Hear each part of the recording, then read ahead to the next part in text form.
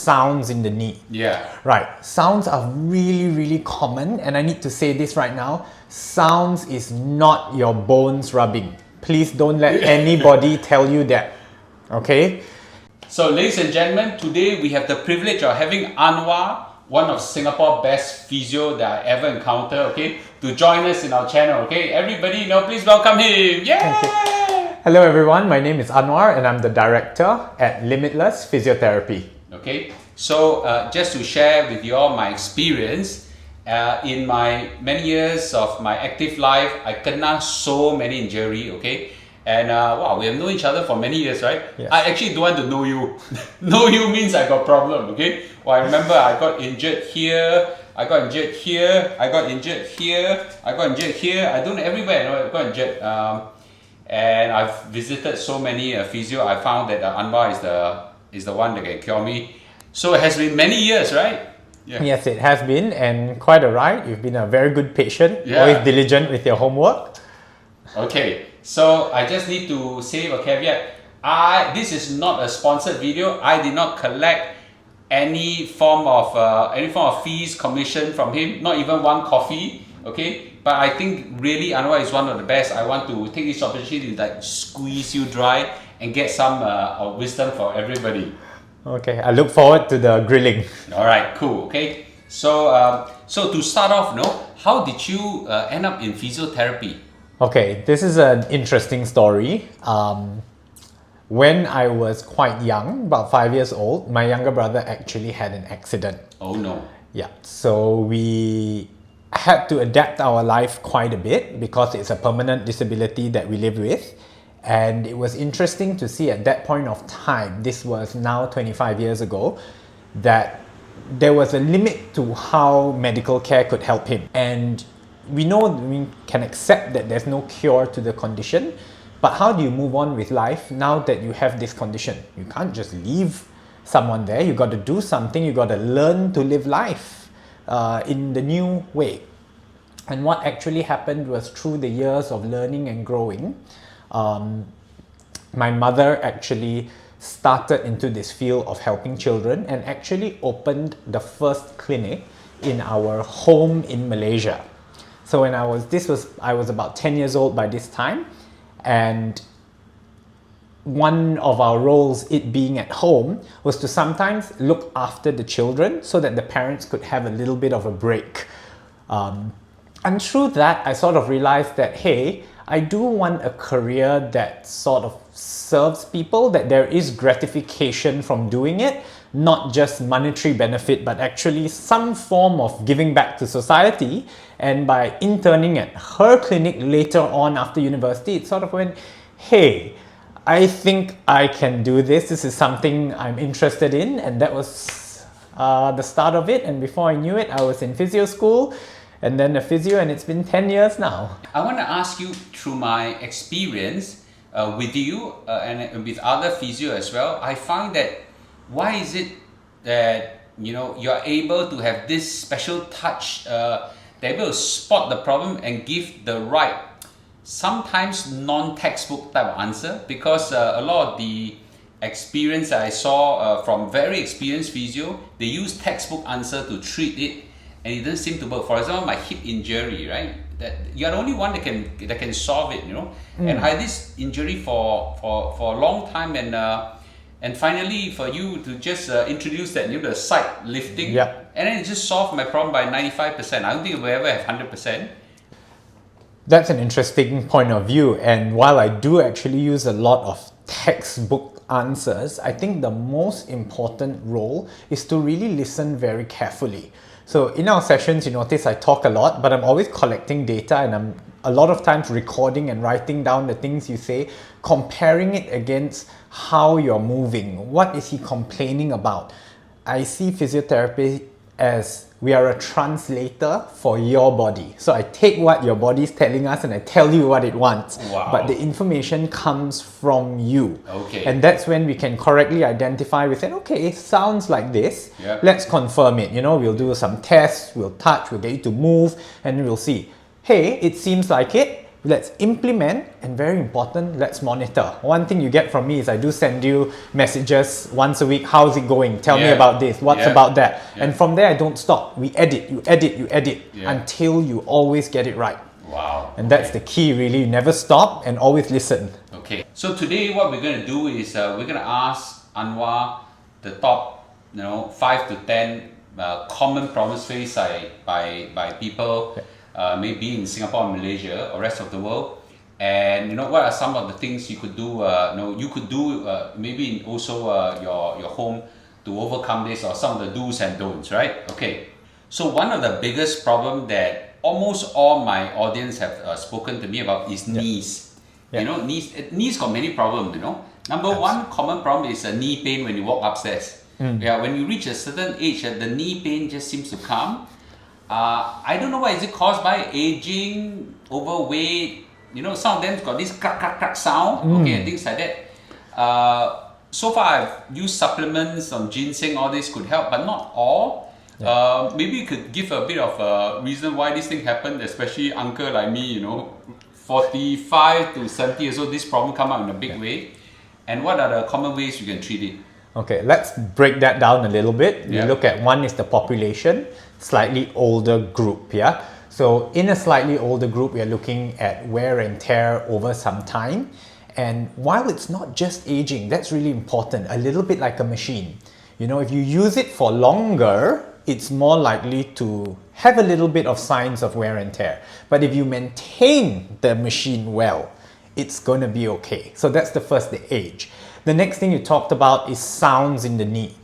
Right. Sounds are really, really common. And I need to say this right now. Sounds is not your bones rubbing. Please don't let anybody tell you that. Okay?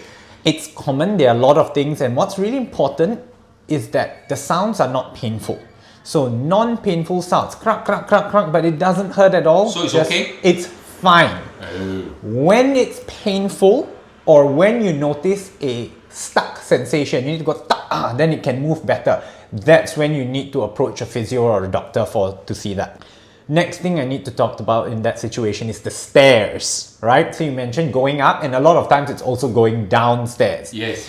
What we need to know is quite a simple fact around this, is when we're going up the stairs, there's about 3 times body weight on the front of our knees in terms of pressure.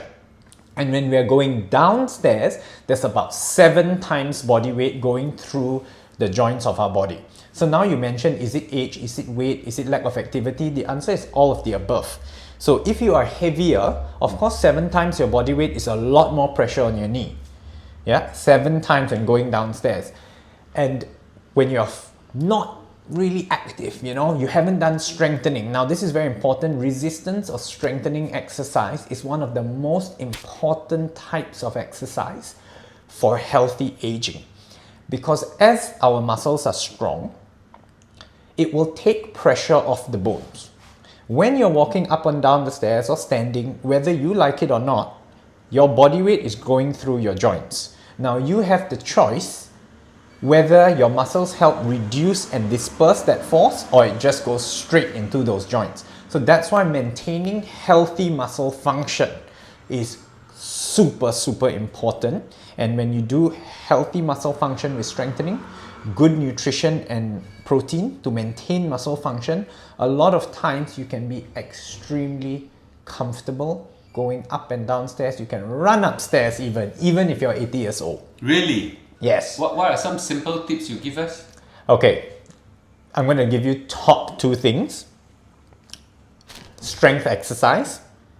And the other most important thing people ask me is, what can I eat to get it better? There's an answer for the protein. 1.6 grams of protein per kilogram of body weight. So if you are 100 kilos, 160 grams of protein a day. If you're 50 kilos, that comes about 70-80 grams. Protein, just eat meat, right? Pretty much, you eat lots of meat, tofu, soy milk, but healthy sources of protein. Now, really important, there's a lot of meat to eat in order to hit those targets. So a lot of times we recommend have a protein supplement. Look, protein shake, they're very nice to eat and they're easy on the digestion, so you don't have to eat so much food. Okay, very good. So let's go to the most common, I think. Okay, I kena it is so difficult to get rid of it. I also kena, so You also, but you're young. Backache. yes. You know, backache. Okay, and backache comes in many forms. You know, sometimes I get the you know, the spine, the two muscles beside, I got ache there. Sometimes it's the spine, sometimes it's slip disc, you know, and don't know what L something, L3, L4, L5, whatever the kind of jargon that is. There's so many types of backache, but backache come and look for us once we hit 40 plus all the way to kingdom comes, you know. Why is it so, and how do we, you know, overcome it? Yeah. So, few things we need to know. One, globally, back pain is one of the most commonly reported conditions, right? It's really common, and here's the thing. With a lot of injuries, a lot of people think it's something very strenuous that occurs. I have to fall down, I need to play intense sport. With back pain, on the other hand, the most common cause of back pain today is sedentary behavior. It's the nothingness that causes the pain. Let's look back at COVID period where we saw a very large spike of severe back pain cases coming to an A&E. And this is in a situation in COVID, you're not doing anything, and it was literally from sitting on the sofa. So sitting on the sofa for hours, not leaving your home, staying in a confined area. We saw people going from 8 to 12,000 steps a day. Some days cannot even hit 500 steps because they're not going anywhere. And that lack of movement is really what the back hates. The back is made of about 85, 87 joints. And the joint's main function is to move. If you don't move, your back, with so many joints, is going to tell you. Okay. Most common ones, maybe the top 3 kind of backache or back injuries. And off the cuff, what are the ways to overcome it?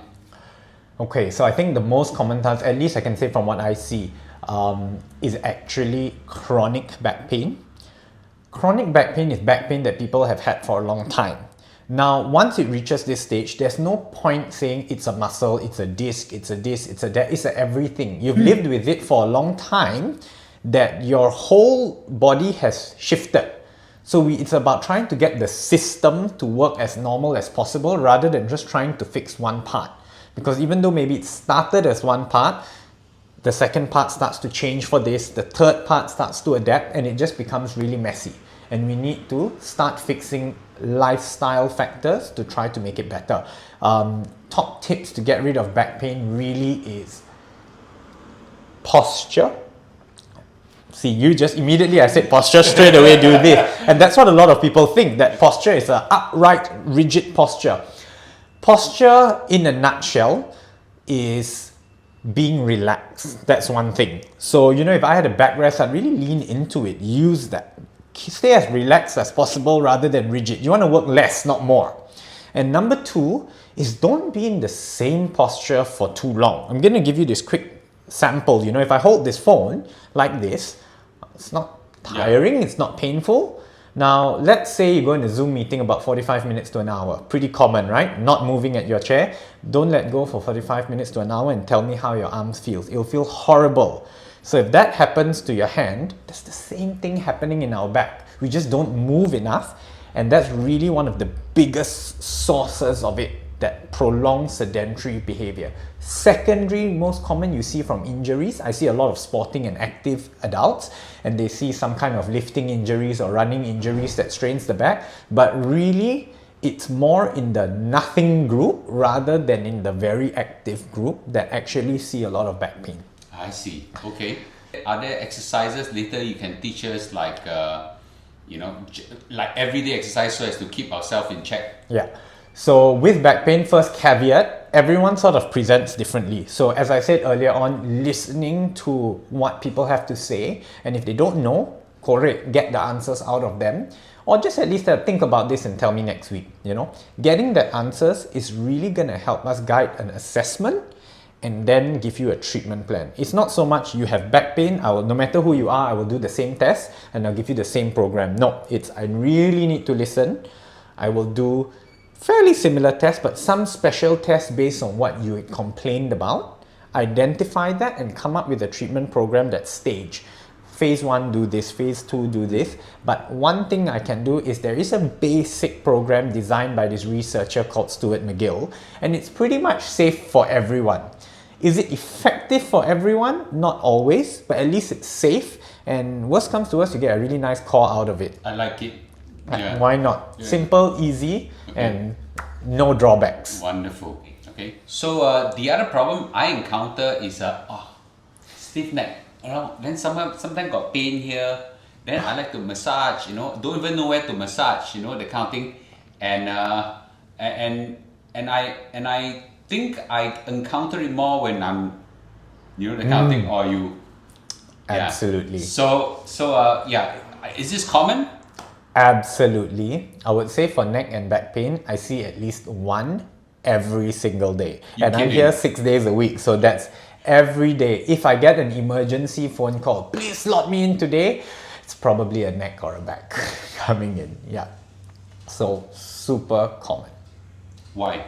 So let's go into necks in this case.